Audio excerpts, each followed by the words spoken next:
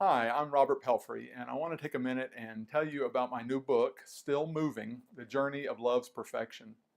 When Jesus was talking about love, which he did a lot, he said this extraordinary thing. He said, "Be perfect, therefore, as your heavenly Father is perfect."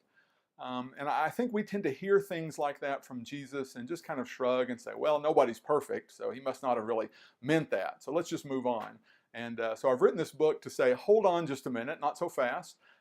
Maybe Jesus was expecting more from us and is promising more to us than we are currently experiencing in our faith journey. C.S. Lewis said Jesus never talked vague, idealistic gas. When Jesus said to be perfect, he meant it. He meant that we should go in for the full treatment. We are like eggs at the present, and we can't go on indefinitely just being a decent, ordinary egg.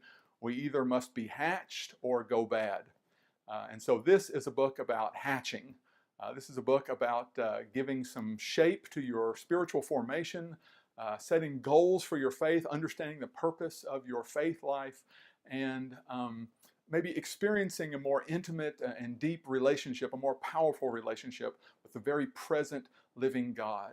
And so some of the things I'm addressing in Still Moving are experiencing the will of God in our lives, understanding and participating in God's will for our lives and for the world, participating in the mind of Christ, understanding God's way of thinking as much as we can, and as Paul said, sharing in the mind of Christ, experiencing God's power in our bodies and our bodily life, experiencing the presence of God, union with God in the deepest parts of our being, and then also about tearing down the walls that exist between us and our neighbors and in our communities, and trying to experience the fullness of God's love, not just within ourselves, but flowing through us toward others, striving for God's shalom, for God's peace, God's flourishing between God and ourselves and our neighbors and all creation.